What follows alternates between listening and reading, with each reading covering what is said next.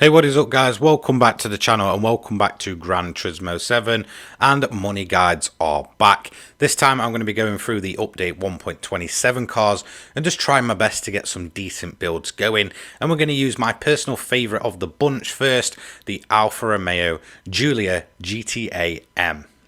Good thing about this car, it's a great base to have both speed and handling, and I feel like once you kind of get used to it and getting a flow with this car, it's probably one of the best ones. Definitely kind of on par, if not better than the likes of the Silvias, which are really quick and good on handling.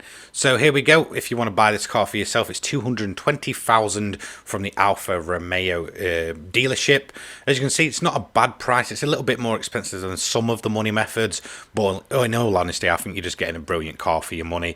I really feel like it's a good base to tune and kind of build it towards a full-blown kind of, GT slash touring car. So whilst it may look like a touring car, it has ridiculous power and awesome handling. So here we go. This is the livery you're going to want. It's by GD Design. This is kind of what you need for your hashtags and such. This will give you all the aero parts that I'm using in this video. I've not changed anything on it in terms of sort of aero and wheels and such, but in terms of the parts you're going to need, I do recommend the racing hard tires, as well as having the intermediates and the heavy wets on hand, because we're going to do a 700 pp build for this one. You want the fully customizable suspension, and then in terms of kind of what to set it as, I've gone for 105 at the front for the height adjustment and 185 at the rear. It gives a nice balance. Anti-roll bars are both 7. Damping ratio compression is 33 front, 37 rear.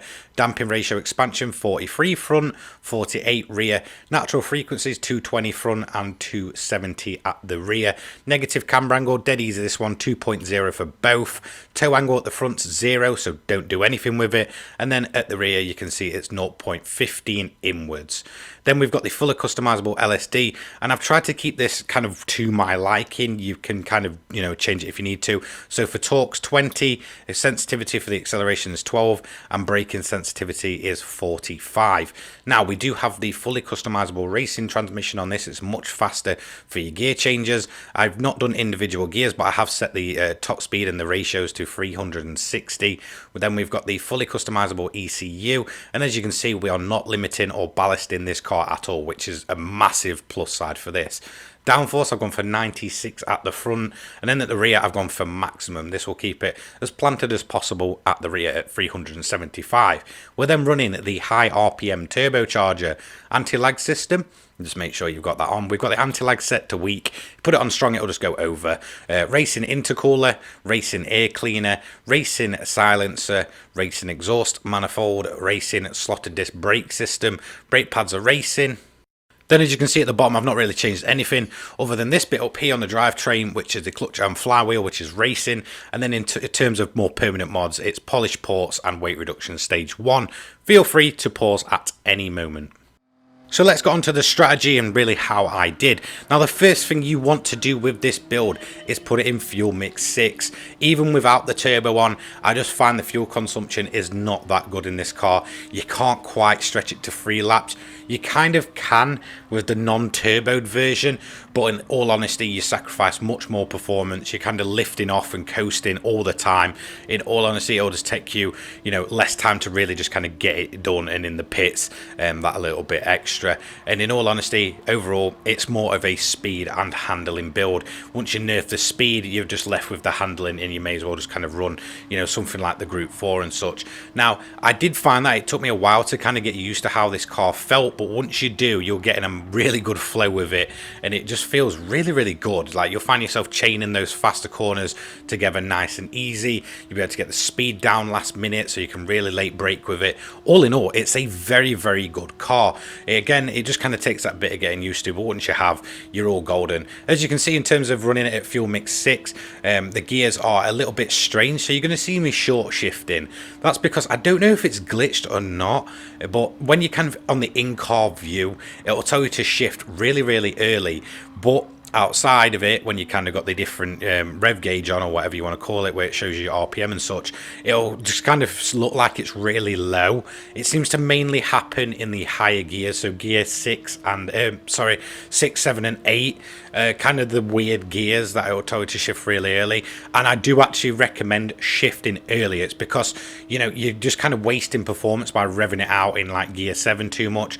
I recommend just going straight to gear 8 and it will, you know, carry on as normal. So yeah, I don't know if it's glitched or bugged or what. It just seems a little bit off. It's kind of one of the only cars I've really noticed it with. I kind of noticed it a little bit with the Sierra, but not kind of on this level. So when you kind of get to those higher gears, short shift and you should be all good. You can hit, you know, nearly 200 miles an hour in the straight, which is very, very good for a road car. As you can see, very early on, we're pretty much going to take the lead. I do recommend just running it on easy. It's less risk. It's absolutely pointless putting the harder difficulties on. You don't get paid out more, so you're just kind of, you know, possibly wasting 30 minutes of your time if it all goes wrong and the AI overtakes you. Now, in terms of when you get to lap 2, I fully recommend just putting the weather radar at the max out, it will go, and then kind of just watching and monitoring for rain. As you can see, once we've got onto lap 2, we can't see any rain just yet, but this is Le Mans and it is bound to happen. So this is where you'll need your inters and your wet tyres. As you can see, the rain is starting to come in. It's very kind of patchy, so the deep blue bits are where it will actually rain now, as far as I can tell when I'm racing myself. So it's looking here that there's not going to be too much rain this time around, so I'm actually going to kind of risk staying on the hard tyres. So what I want to do is basically not change my tyres and hopefully get through the 2 laps without it getting too wet. But you're going to see after this one, it's going to kind of backfire when we get onto that 4th lap. Obviously, we can only go 2 laps at a time, so I'm going to box now. If I could have got 3 laps, it'd probably been a bit more helpful because I'd have been able to pit at the ideal time when I realistically should have. But yeah, I guess I just took a bit too much of a risk on these hard tyres. So I'm going to keep these on. I'm just going to fill the car this time around. Again, as you can see, by the time I've done 2 laps, I've only got, you know, 0.4 laps of fuel left. There's no way that's going to get me around, even with fuel saving. And again, if you start kind of putting the non-turbo build on and fuel saving, it's just an absolute nightmare. It's not half as fun. Sometimes it's easier just to take the pit stop. We are on a timer anyway, so that's the main thing you're really aiming to go against, to try and cut down how long it takes to get round sort of the 30 minutes. If you can stop and wait, that's the best thing you can do. So as you can see, we come out the pits, no rain just yet. However, by the time we get to lap 3, this is when the rain's just going to take us over on that notch into intermediate territory, and we're going to run a little bit wide there and get a bit of a harsh penalty, in all honesty. 2.5 seconds for this one, as you can see. Yeah, a bit of a nightmare. By the time we get halfway through the lap, it's raining everywhere, and this has really bit us in the backside. As you can see, the other car's now starting to pit for the wet tyres, and we're still out there, so we're going to lose a ton of time here. As you can see, it's just far too slippy. The car's going to spin itself around, and we've got to try and essentially just crawl the rest of the lap, which is an absolute nightmare. At this point, you know, it could have been all over and done with. And we could have been absolutely a sitting duck, but luckily we did manage to pull it together. So just to let you know, yes, you can serve your penalties and not lose your clean race bonus. That's the main thing you're aiming for. As you can see, we just served that 2.5 seconds there. Eventually, we did get around at the end of lap 4 into the pit, so I'm just going to speed it up here. As you can see there, I can see more rain incoming, and although the kind of rain stopped and the track began to dry a little bit, I'm going to throw the inters on anyway, again, just to ensure that I don't get stranded out when the rain does hit, even if it's just a little bit. The track's not fully dry anyway, so inters for me was the best bet for this kind of current moment in time. So as you're going to see, we're just going to pit in, we're going to get the tyres put on, they're going to throw them straight on, and that's the inters on the car. We're going to then fill it up again, like I said, 2-lap fuel tank on this one. Sadly, I haven't found a way to just kind of work around and, you know, keep the performance just yet. So for me, this is the ideal build for this car. Eventually though, it is going to dry out just enough so that we can essentially just go on the hard tyres. So as you can see, the timer was the main thing I was hoping for, but I'm a little bit too early, and the gap's just not enough to be able to do a sit and wait at the line at the end of lap 6. So I'm going to have to do the extra lap. So I'm going to put a set of dries on, fill the car to full, and I'm essentially just going to turn the engine up to its max. There, I'm hitting over 200 mile an hour on the straight, so it'll take me no time to get around the lap, and we can get this event over and done with as fast as possible. Now, I do usually like to stop and wait, but like you can see, the AI was kind of just over a minute behind with the timer at just over 2 minutes. So although we've gone quite quick, so the AI, it's all kind of, you know, if it rains usually you can get away with it, but again, just kind of me making silly little mistakes kind of, I feel like, cost me in the end. So eventually we are going to get it done. We've done 7 laps, as you can see.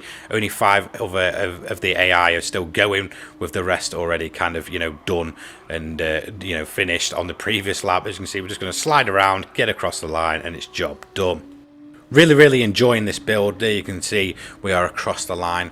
Absolutely awesome car. Really just it kind of lends itself to being good everywhere.